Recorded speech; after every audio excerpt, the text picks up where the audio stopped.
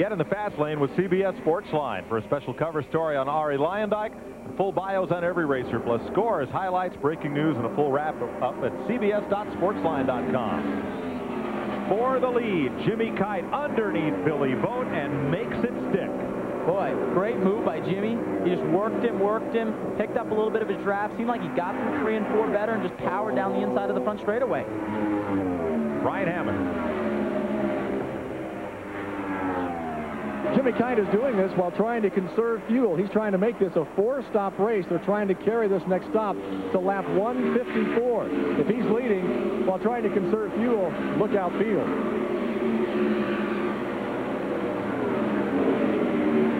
Billy Vogt slides to second, and you see that Kite is pulling away. Boy, it really is. I'm not sure. I think Billy Vogt might have slowed down a little bit here, as opposed to Jimmy Kite picking up. I think he's going about the same speed, and Billy's just a little bit of tick off right now. Jimmy's just doing a great job, though. It's only his second IRL race, first race that he's led. And if they can stretch it to 156, that would be, I think everybody else might be in a little bit of trouble here. One of the neat facets of this series is the way it's making new stars in major American racing. Fellows like Jimmy Kite, Billy Vogt, Jim Guthrie, the Phoenix winner, who's now on pit. Whoa, big crash. It's Guerrero and Davey Hamilton. Oh, boy. Turn 2. A third car is in it. Oh, no, that's Eliseo Salazar. Oh, boy. Salazar took the low road to try to miss. And they just came down right in front of him. Looks like left side of Davey's car, the orange and white car there, is pretty severely hurt. That was the leader and the 6th place car. They're both moving around. Seems like everything's okay.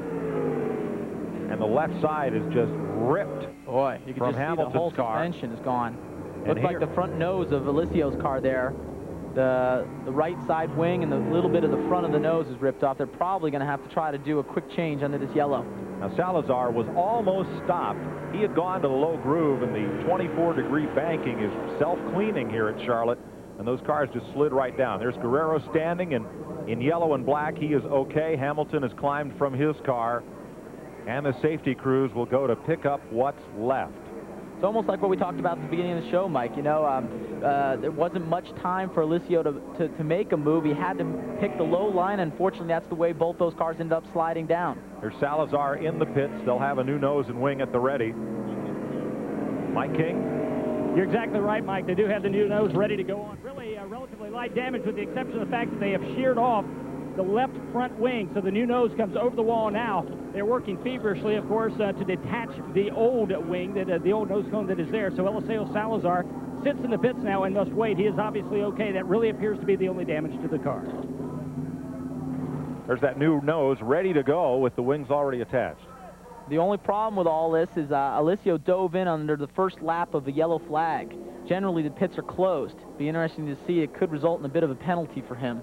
IRL officials told us in yesterday's meeting that the pits would remain closed until the field packs up behind the safety car. You see that Guerrero is trying to lap Davey Hamilton here.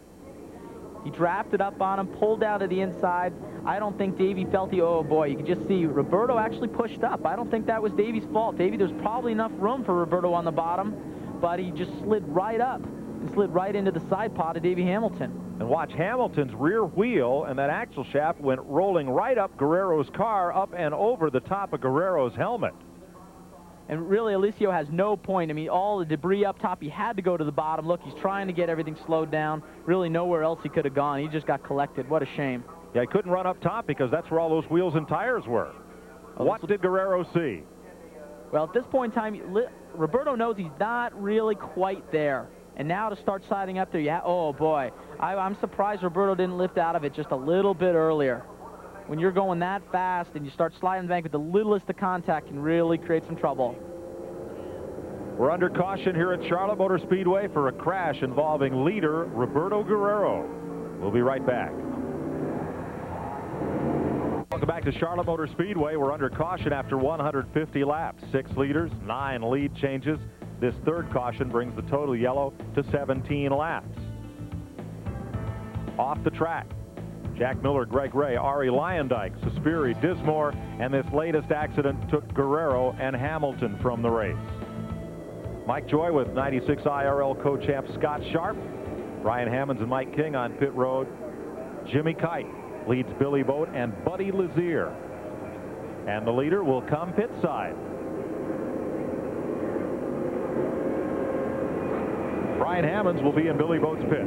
Jimmy Kite will put it on the mark. They've waited to the very end of this yellow because they're going to try to make it on this being their final stop. I asked Brad McCandless, the crew chief, they were trying to carry him to 154. It's lap 151. I said, will this be your final stop? He said, I don't know. We may have to come back for a splash and go. We're going to make sure they get every bit of fuel in this 35-gallon tank. And away Jimmy Kite goes. Will it be the last time we see him here on pit road? We'll find out. May depend on the number of caution laps we have to see if he can go 54 laps. Here's why we're under caution. The yellow car is Guerrero, the white car, Davey Hamilton. Well, you can see just there, they just locked it. If they were able to touch side by side, they probably would have been all right, but with Roberto's wheel just ahead of Davey's, enough of force turned them right around. What a shame for both those guys. Well, let's watch and listen from Roberto Guerrero's onboard camera.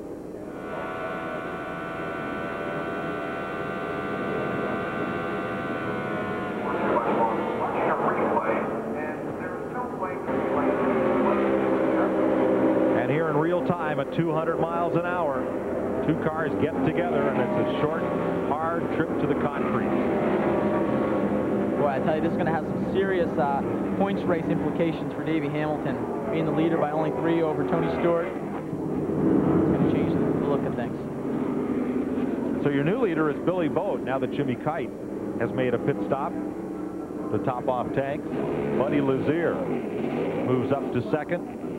And Scott Goodyear and Afonso Giaffoni are posted on the lead lap as we'll get set to go back to green.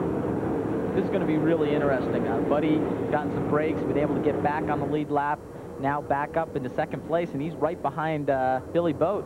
I think he might be quicker than Billy Boat. It's going to be interesting to see. Both of these guys have to stop one more time. Now, 2 of the cars posted on the lead lap, Scott Goodyear and Afonso Giaffoni, are behind the Aurora safety car, but in front of the race leader. And the pace car will stay out one more lap. So both Goodyear and Giaffoni will be hoping for a caution to be able to stay up on the lead lap. Later today, the PGA Tour on CBS Sports continues with live final round coverage of the Cannon Greater Hartford Open, the TPC of River Highlands, Cromwell, Connecticut. You'll see that live at 4 o'clock Eastern here on CBS Sports. Scott Goodyear gives up that position on the tail end of the lead lap to get 4 tires and fuel. Brian Hammond. Routine stop for Scott Goodyear. A lot of these guys wait till the very end of this yellow flag because they're hoping that this will be their last stop. That's the strategy. Afonso Giaffoni did the same thing, stopping here at lap 152. This just might fall into Scott Goodyear's hands. If he's able to, if the race keeps going, he's able to get good fuel mileage, he might be able to stretch this to the end of the race and not have to pit again. Tony Stewart did not stop. He is also 1 lap down now, along with Giaffoni, Kenny Brack, and Scott Goodyear. Eddie Cheever is 2 laps down. Robbie Groff 3 laps back. Marco Greco 4 laps down. That's your top 10. Billy Boat,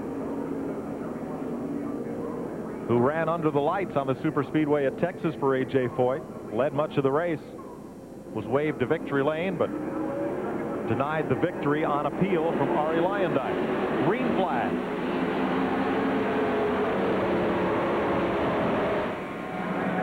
Wow, and Billy Boat got squeezed by a lap car up into the turn 4 wall just slightly. I don't think it's enough to do much damage.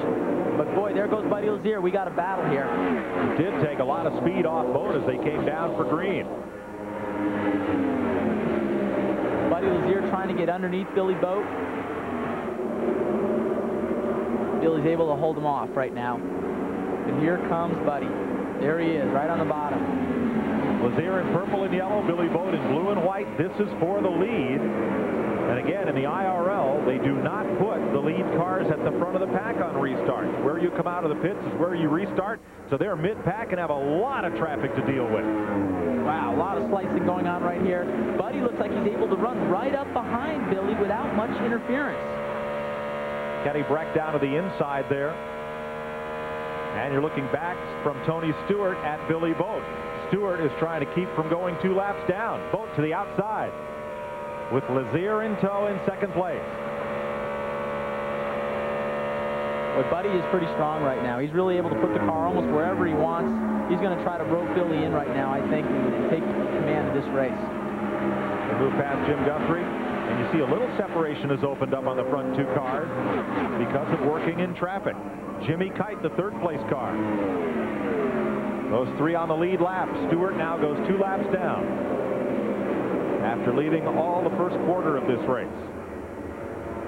Stewart seems to have lost a little bit of his momentum. A number of cars passing him right now. Jimmy Kite, meanwhile, he's on the move. He came from all the way from the back, fresh tires. He's charging right now. The battle resumes. Buddy just looks stronger. I think he has a faster car right now. Wouldn't it be poetic justice for Billy Boat to win this race? He went to victory lane at Texas, had the trophy taken away, and here we are again under the lights on a 1.5-mile quad oval, this time in Charlotte, North Carolina. But for Buddy Lazier, it's been a long time. It's been since that 96 Indy 500 that he's been to an IRL victory lane as the winner. They've really had an up and down year. They've just recently been able to get their program together, running better. It's good to see Buddy up in contention for the lead.